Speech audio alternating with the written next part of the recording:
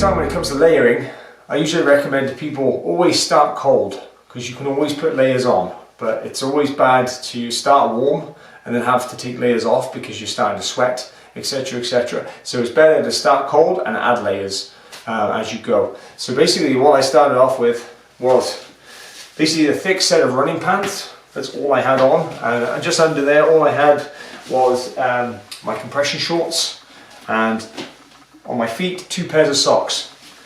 Socks wise, I had a pair of long soccer type socks made out of polyester, and then on top of those I had a set of merino wool smart socks to keep the feet warm and not have to worry about the moisture as much, because the merino will keep a bit of thermal keep a bit of its thermal properties even when it's wet. So that was the bottom half.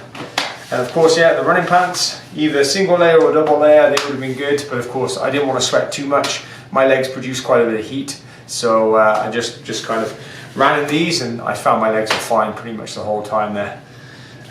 Moving on to the top half here, I started with, just to say, I got a single layer thermal underneath, a thick one, heavy one. This is a North Face thermal, quite thick, made out of, again, polyester. No cotton being worn at all on me, because cotton holds moisture and is particularly dangerous in the winter. So that is that. With this top here, I usually tuck it into the waistband, keep it in nice and tight, because I don't want any drafts when I'm running along. And then from there, next layer, just basically another thermal layer jacket. Just it's a very thin layer again. Just a little zip up sports jacket to go over the top of that. That's pretty much all I wore on my top half. To keep the neck warm and to keep the cheeks warm, I've got this pretty awesome little thinsulate buff here, where it's got a little thicker fleecy liner up the top, and at the bottom is a thinner polyester one. So this is good for the summer and for the winter. Winter time, I'll put the thinner layer coming down, so that went down over my neck. And then so I've got the fleecy layer on top there. So whenever my face started getting cold, or whether I felt my lips getting cold, or nose, or I felt like I needed to warm the air going into my lungs a little bit, I was able to put the fleece up and over my ears as well, and basically have that option there. Of course, now in the moisture there too, you find this will freeze up and basically turn into a solid piece of ice a lot of the time. So you do find that the warm air coming out of your mouth, you'll have to thaw it out again and carry on running. So that's around my neck. Very versatile bit of kit, and if you get the chance and you're doing a long run, I'd recommend having 2 of these. Have one in the car, dry, so you can come and change into it as you run past. And then on my head was just a thicker beanie, just to keep the noggin and the ears warm. And that was about it really. With my pack, what I would do, because it's so cold, this is empty at the minute, I'm going to go through what I had in my pack in a minute. Because it was so cold, I would keep my phone on the inside pocket here and keep the battery facing into my body, so my body heat would keep my phone nice and warm. It's cold. The cold tends to kill these batteries in these phones, and they don't like it unless they're meant for the cold. But very few batteries these days are, so they tend to die off pretty quick. So that was that setup there.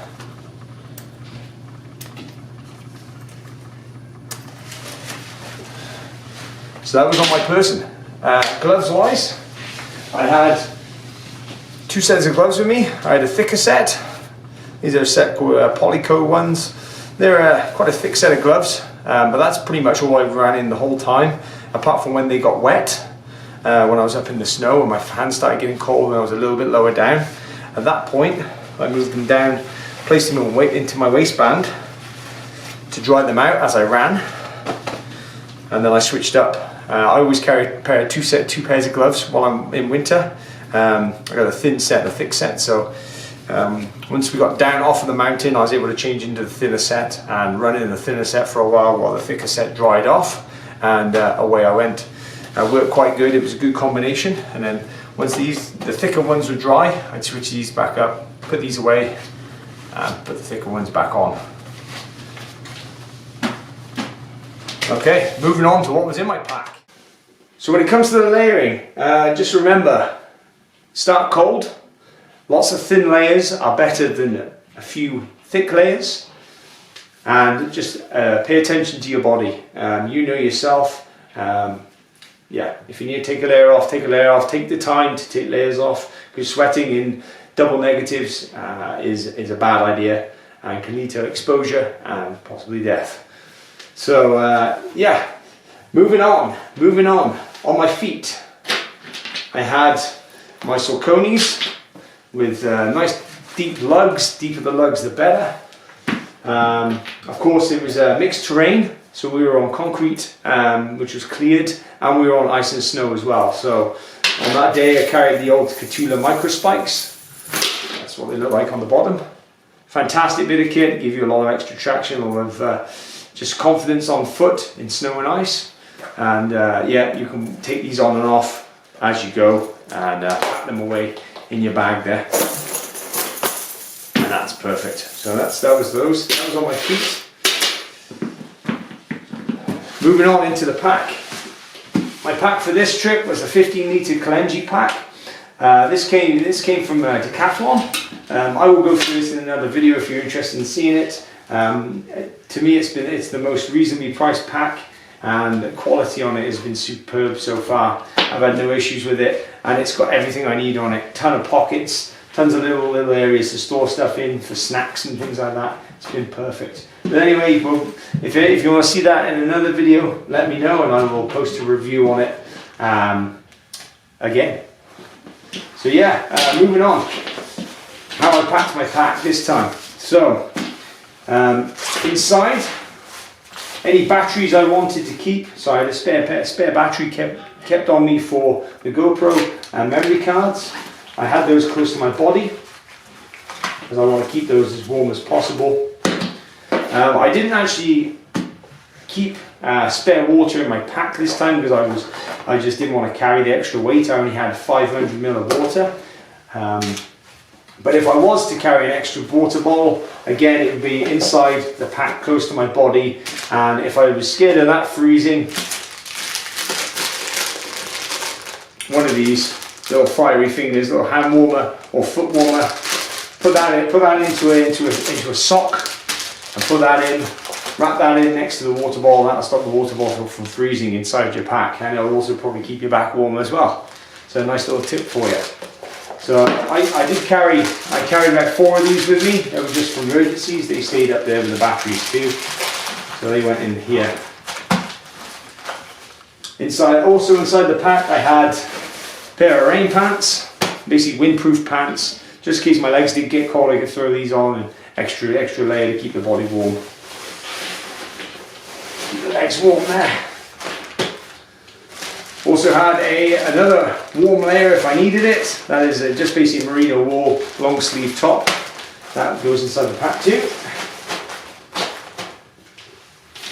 Also had my puffy. Again, I like to carry some extra layers in my pack. The simple reason being, if something goes wrong up there, I want to be able to survive until the help comes, or I can get myself down. Or if I need to help somebody else, I've got extra layers to give them. So puffy goes inside the pack as well. Also carried ski goggles. If the winds came in and started blowing snow around, sunglasses get pretty useless. So ski goggles, just to keep the eyes covered and protected from the snow and the UV rays. They go inside as well. And then of course my R.A.W micro spikes. I keep them in the bag simply because once they're wet and snowy, so it's nice to keep the snow and ice off of your other clothes and stuff that are in the pack. And it also stops the spikes from scratching your ski goggles if your pack moves around. So they go inside as well. Like I said, I didn't carry a spare water bottle with me on that trip. I just had extra water in the car waiting for me. On the back then, I had my typical emergency gear, reflective blanket, some spare cordage, fire starting kit, and extra couple of hand warmers. These went in the bottom pocket, along with a lighter. My Swiss Army knife also went in there too, the usual one I carry. In the top, I just had snacks. There's no snacks in there right now because I ate them. I just had a few snacks, energy bars, things like that. I had nuts and some good pieces of cheese as well. That was in the top there. And in the bottom stuff pocket, just a windbreaker, just in case the wind picked up and I needed extra bit of cover on my body. It was there, ready to rock. So that's on the back. On the front, moving on. So he's got these little side pockets here. This is why I kept these gloves. This is also where the adjuster is for to tighten the actual whole pack up. So it hugs your body a bit more snug. So these went in here. There's one on either side on this pack, so fantastic. Again, I only carried one water bottle with me. On this side of the pack here, this pocket's slightly thicker, and so I had this bottle inside here just to keep that close to my body. And a lot of the time I found the water did not freeze. It didn't freeze until actually the bottle got quite empty, so then the cold could easily get at it. So yeah, that worked out pretty well for me. And then my sunglasses, when the sun did come out, they lived just up here, along with a couple more snack bars in the other water bottle pouch, and then I had a couple more snack bars just in these.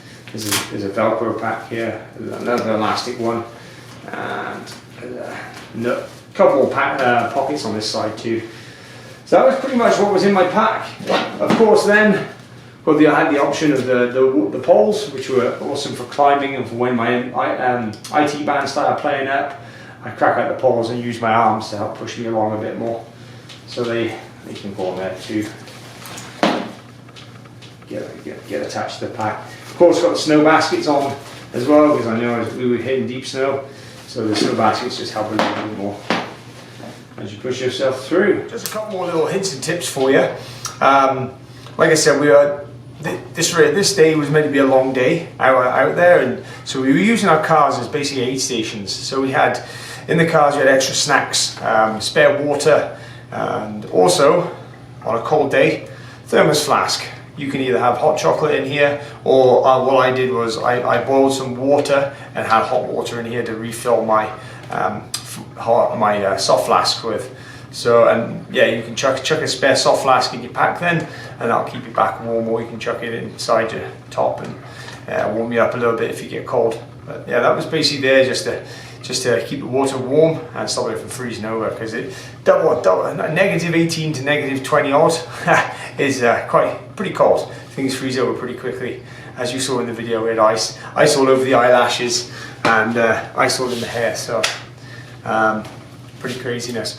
Also, depending on what trails you're looking at doing, I mean, we were doing mountains, so the terrain was pretty varying, and we were running through the town of Canmore too, so the Catula microspikes were a perfect option. The other options you've got, like I've shown in my other video before, getting a grip in winter, are the modified running shoes. So these are my Saucony Koas here. I've had these for a while now. These are my winter running shoes.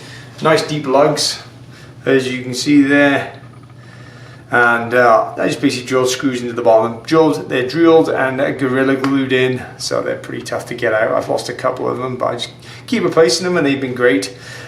These are great for if it's just snowy terrain or snowy trails, and yeah, you don't have to worry about going on concrete or anything, because these will just rip out on concrete. But if it's just a snowy trail, park, etc., perfect for that. And apart from that, I think that's it. Yeah, if you have any questions or comments, or yeah, don't hesitate to ask me in the comments below. And hey, thanks very much for watching. This is Nick from All Skills Adventures here.